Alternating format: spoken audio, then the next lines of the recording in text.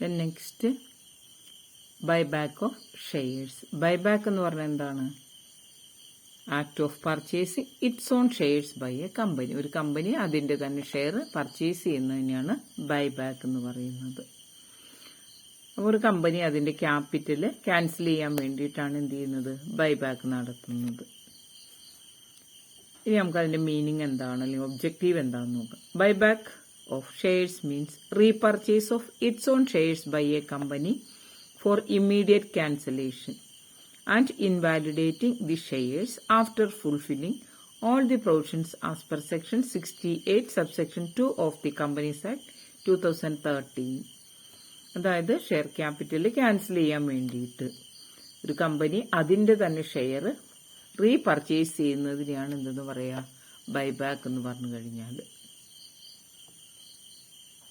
It represents a more flexible way of returning money to shareholders. Share ഹോൾഡേഴ്സിന് ഷെയറിന്റെ amount തിരികെ കൊടുക്കാനുള്ള ഒരു മെത്തേഡ് കൂടിയാണ് ഇത് ബൈബാക്ക് എന്ന് പറഞ്ഞാൽ. പിന്നെ നമുക്ക് വേണ്ടത് സോഴ്സസ് ഓഫ് ബൈബാക്ക്. ബൈബാക്ക് നടത്താനുള്ള സോഴ്സസ് എന്തൊക്കെയാണെന്ന് നോക്കാം. അതും 2 മാർക്സിന് നമുക്ക് ചോദിക്കുന്നതാണ്. A company may purchase it's own shares or other specified securities out of. ഒരു കമ്പനി അതിന്റെ ഷെയർ അല്ലെങ്കിൽ സെക്യൂരിറ്റീസ് വാങ്ങുന്നത് എവിടെയെന്നൊക്കെയാന്ന് നോക്കാം. First one, it's free reserves. Free reserves അതിനുവേണ്ടി ഉപയോഗിക്കാം. Second point, securities premium reserve. Third point, proceeds of any issue of shares or other specified securities.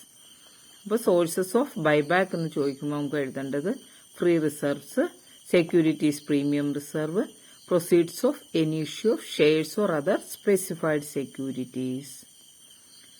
The next paragraph no buyback shall be made out of proceeds of an earlier issue of the same kind of shares or same kind of other specified securities.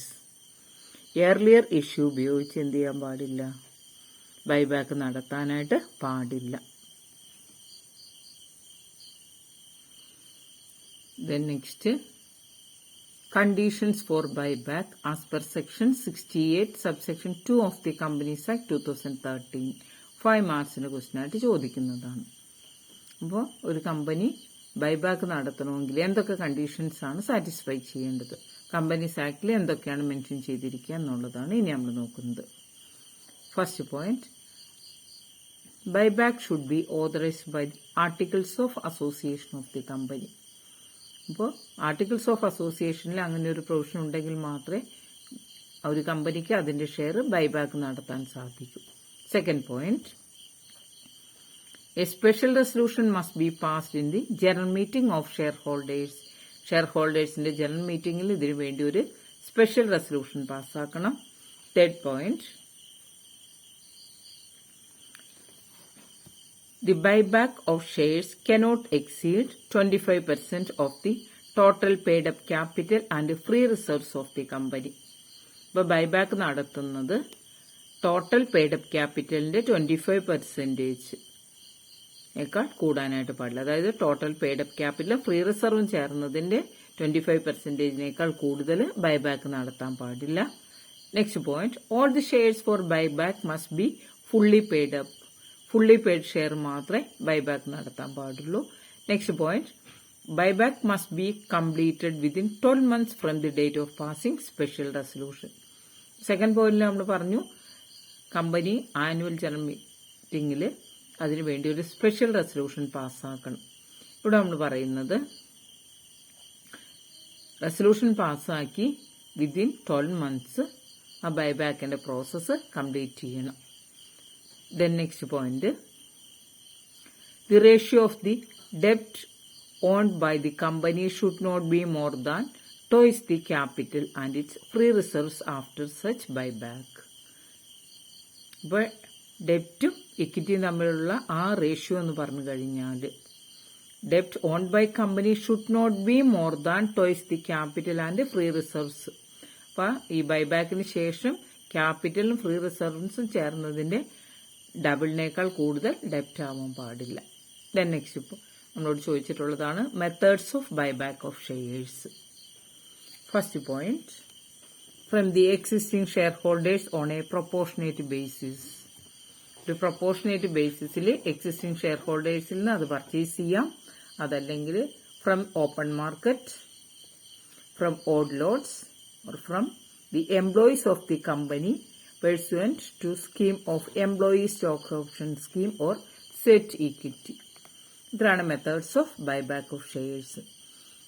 Then നേരത്തെ നമ്മൾ പറഞ്ഞുകൊണ്ടിരുന്ന ആ പ്രൊവിഷൻസിൽ next point, company must file declaration of solvency with the registrar and SEBI in the form of an affidavit signed by at least 2 directors of the company. അപ്പോൾ ഒരു declaration of solvency രജിസ്ട്രാർക്കും അതുപോലെ തന്നെ സെബിക്കും provide ചെയ്യേണ്ടതാണ്. 9th point, the company shall extinguish or destroy physically the shares or securities so bought back within 7 days of the last date of completion of buyback in the presence of registrar or statutory auditor or merchant banker. ഈ buyback നടത്തുന്നത് extinguish ചെയ്യോ അല്ലെങ്കിൽ destroy, physically അതിനെ destroy ചെയ്യോ ചെയ്തിരിക്കണം, വാങ്ങി 7 ദിവസത്തിനുള്ളിൽ. Next point, buyback of shares listed on any stock exchange should be in accordance with the regulations made by SEBI in this behalf.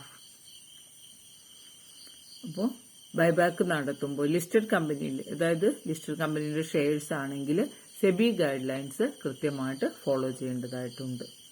Then next point, the buyback of unlisted shares should be in accordance with share capital and debenture rule 2014. Next point, money borrowed from banks or financial institutions should not be utilized for buyback of shares. ഇപ്പോൾ ബാങ്കിൽ നിന്നോ financial ഇൻസ്റ്റിറ്റ്യൂഷനിൽ നിന്നോ borrow ചെയ്ത amount ബൈബാക്കിന് വേണ്ടി ഉപയോഗിക്കാൻ പാടില്ല. Next point, there should be a time lag between 2 buyback of shares, that is 1 year. This period is known as cooling off period. ഇപ്പോൾ 2 buyback തമ്മിലുള്ള ആ ഗ്യാപ്പ് എന്ന് പറഞ്ഞാൽ 1 year ആയിരിക്കണം. ആ പീരീഡിനെ നമ്മൾ പറയുന്നത് cooling of period. The next point, when a company purchases its own shares out of free reserves, free reservesൽ നിന്ന് ഒരു കമ്പനി ബൈബാക്ക് നടത്തിയാൽ a sum equal to nominal value of shares so purchased shall be transferred to capital redemption reserve. Already നമ്മൾ പഠിച്ചതാണ്, redemption of preference share നമ്മൾ കണ്ടതാണ്. Free റിസർവ്സിൽ നിന്നാണ് buyback നടത്തുന്നതെങ്കിൽ അവിടെ എന്ത് ചെയ്യണം, ഈക്വൽ എമൗണ്ട് ക്യാപിറ്റൽ റിഡംഷൻ റിസർവിലേക്ക് ട്രാൻസ്ഫർ ചെയ്യണം. ഈ എമൗണ്ട്, ഈ ക്യാപിറ്റൽ റിഡംഷൻ റിസർവിൽ ഉള്ള എമൗണ്ട് ബോണസ് ഷെയർ ഇഷ്യൂ ചെയ്യാൻ ഉപയോഗിക്കാം.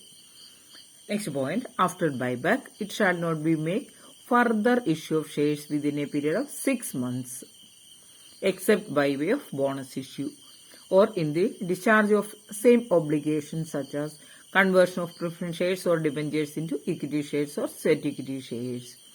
ബൈബാക്ക് നടത്തി വിതിൻ 6 months എന്ത് ചെയ്യാൻ പാടില്ല, ബോണസ് ഇഷ്യൂ അല്ലാതെ അല്ലെങ്കിൽ സെറ്റ് ഇക്വിറ്റിയോ ഇഷ്യൂ ചെയ്യാം, അതല്ലാതെ എന്ത് ചെയ്യാനായിട്ട് പാടില്ല, പുതിയ ഷെയർ ഇഷ്യൂ ചെയ്യാനായിട്ട് വിതിൻ 6 months പാടില്ല. Next, SEBI guidelines for buyback of shares. 5 മാർക്സിന്റെ ക്വസ്റ്റ്യൻ ചോദിക്കാവുന്നതാണ്. First one, buyback shall be permissible. എങ്ങനെയൊക്കെയാണ് മോഡ്സ് ഓഫ് ബൈബാക്ക്, എങ്ങനെയൊക്കെയാണ്? ഫസ്റ്റ് വൺ നേരത്തെ നമ്മൾ കണ്ടതാണ്, from existing share holders on a proportionate basis or from the open market or from odd lot holders, then or by purchasing the shares issued to employee of the company under ESOP or set equity. ഇതാണ് first point ആയിട്ട് പറയുന്നത്, ഏതൊക്കെ രീതിയിലാണ് buyback നടത്താൻ പറ്റുക. Second point, buyback through negotiated deals or through spot transaction or through private placement is not permitted.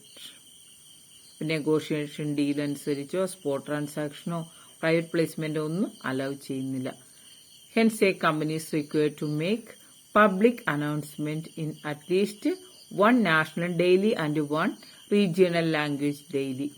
അപ്പോൾ buyback നടത്തുന്ന വിവരം എന്ത് ചെയ്യണം, 2 ന്യൂസ് പേപ്പറിൽ പബ്ലിഷ് ചെയ്യണം. Third point, maximum price at which shares shall be bought back shall be determined either by shareholders through a special resolution or through the resolution passed by board of directors at its meeting. അപ്പോൾ maximum price എത്രയാണ്, buyback നടത്തുന്ന maximum price എത്രയാണെന്നുള്ളത് ഒരു special resolution പാസ്സാക്കി share ഹോൾഡേഴ്സിന് മീറ്റിംഗിൽ തീരുമാനിക്കണം. അതല്ലെങ്കിൽ board of directors അവരുടെ മീറ്റിംഗിൽ ഇതിനു വേണ്ടി ഒരു റെസൊല്യൂഷൻ പാസ്സാക്കണം. Fourth point, buyback offer shall remain open for not less than 15 days and not more than 30 days. അപ്പോൾ ഇത് ഈ ബൈബാക്ക് ഓഫർ എന്ത് ചെയ്യണം, 15 ഡേയ്സിൽ കൂടുതൽ എന്നാൽ 30 ഡേയ്സിനേക്കാൾ താഴെ വേണം എക്സിസ്റ്റ് ചെയ്യാനായിട്ട്. Next point, in case number of shares tendered for buyback are more than the number of shares to be bought back, number of shares so bought back from each member shall be determined on proportionate basis. അപ്പോൾ buyback ചെയ്യാനായിട്ട് ഉദ്ദേശിക്കുന്നതിന് അത് കൂടുതൽ number ആണെങ്കിൽ എന്ത് ചെയ്യാം, proportionate ആയിട്ട് share ഹോൾഡേഴ്സിൽ നിന്ന് പർച്ചേസ് ചെയ്യാനായിട്ട് സാധിക്കും. Then next, escrow account. 2 മാർക്സിന്റെ ക്വസ്റ്റ്യൻ ആയിട്ട് ചോദിക്കുന്ന ഒന്നാണ് escrow account. The term escrow means a contract or bond deposited with a third person. മൂന്നാമതൊരാളിലെ ഈ ബോണ്ട് അല്ലെങ്കിൽ ഡെപ്പോസിറ്റ് ചെയ്യുന്നത്. By whom it is to be delivered to the guarantee on satisfaction of some conditions. അപ്പോൾ ചില conditions satisfy ചെയ്യുന്നതിന് വേണ്ടി guarantee ആയിട്ടാണ് അവിടെ പ്രൊവൈഡ് ചെയ്യുന്നത്. An escrow is a contractual arrangement. Escrow എന്ന് പറഞ്ഞാൽ എന്താണ്, ഒരു കോൺട്രാക്ച്വൽ അറേഞ്ച്മെന്റ് ആണ്. In which third party receives and disburses money. അവിടെ ഒരു മൂന്നാമതൊരു പേഴ്സൺ ആണ് മണി റിസീവ് ചെയ്യുക, അത് പേയ്മെന്റ് നടത്തുകയും ചെയ്യുന്നത്. Or documents for the primary transacting parties. ആ ട്രാൻസാക്ഷൻ നടത്തുന്ന പാർട്ടിക്ക് വേണ്ടി മൂന്നാമതൊരാൾ എന്ത് ചെയ്യുന്നു, അവിടെ ഇന്റർഫിയർ ചെയ്യുന്നു with the disbursement dependent on conditions agreed to by parties. അവരുടെ ആ എഗ്രിമെന്റ് അനുസരിച്ച് കാര്യങ്ങൾ നടത്തി കൊടുക്കുക. അതിനുവേണ്ടി മൂന്നാമതൊരാളെയാണ് നമ്മൾ പറയുന്നത് എസ്ക്രോ അക്കൗണ്ട്. അപ്പൊ അതിന് വേണ്ടിയിട്ട് ഒരു അക്കൗണ്ട് ഓപ്പൺ ചെയ്ത് എമൗണ്ട് അവിടെ ഡെപ്പോസിറ്റ് ചെയ്യുന്നതാണ് escrow account. Then next one, advantages of buyback. 2 മാർക്സിന്റെ ക്വസ്റ്റ്യൻ ആയിട്ട് ചോദിക്കുന്നതാണ് അഡ്വാൻറ്റേജസ് ഓഫ് ബൈബാക്ക്. എന്തൊക്കെയാണെന്ന് നോക്കാം നമുക്ക്. First one, it enhances the return on capital and earnings per share. അപ്പോൾ റിട്ടേൺ ഓൺ ക്യാപിറ്റൽ അല്ലെങ്കിൽ ഏർണിംഗ്സ് പെർ ഷെയർ എൻഹാൻസ് ചെയ്യുന്നു. Second one, it enables the company to buy back the shares of dissatisfied share holders of the company. കമ്പനിയുടെ share holder ആവാൻ satisfied അല്ല അങ്ങനെയുള്ളവരിൽ നിന്ന് തിരികെ വാങ്ങാം. Next point, it helps in maintaining target capital structure of the company. നമുക്ക് ആ capital structure ശരിയായ രീതിയിൽ മെയിൻറ്റെയിൻ ചെയ്യാൻ പറ്റും. Next point, reduced capital will represent the real value of assets. ക്യാപിറ്റലിന്റെ വാല്യൂ കുറയുകയാണെങ്കിൽ അത് യഥാർത്ഥത്തിലുള്ള അസറ്റിന്റെ വിലയായിട്ട്. It would increases intrinsic value of shares. Next point, it prevents fall in the value of shares. ഷെയറിന്റെ വാല്യൂ കുറയുന്നതിനെ ഇത് തടയുന്നു. Then next point, buyback offers an opportunity to shareholders to sell their odd lot shares. Buyback നടത്തുമ്പോൾ share ഹോൾഡേഴ്സിന് എന്ത് ചെയ്യാം, അവരുടെ share വിൽക്കാനുള്ള ഒരു അവസരം പ്രൊവൈഡ് ചെയ്യുന്നുണ്ട്. After buyback of shares, company shall be in a position to declare higher dividend. അപ്പോൾ ബൈബാക്കിന് ശേഷം കമ്പനിക്ക് എന്ത് ചെയ്യാനായിട്ട് സാധിക്കും, ഹയർ ഡിവിഡൻഡ് ഡിക്ലെയർ ചെയ്യാനായിട്ട് സാധിക്കും, ആ പൊസിഷനിലെത്തും. Next point, it paves the way of the promoters to reach their targets quickly to increase their share and more control in the company. അപ്പോൾ പ്രൊമോട്ടേഴ്സിനെ സംബന്ധിച്ചിടത്തോളം അവരുടെ ടാർഗറ്റ് പെട്ടെന്ന് അറ്റൈൻ ചെയ്യാനായിട്ട് സാധിക്കും. അതുപോലെ തന്നെ increase there share and more control in the company. കമ്പനിയിൽ അവരുടെ കൺട്രോൾ വർദ്ധിപ്പിക്കുകയും ചെയ്യും.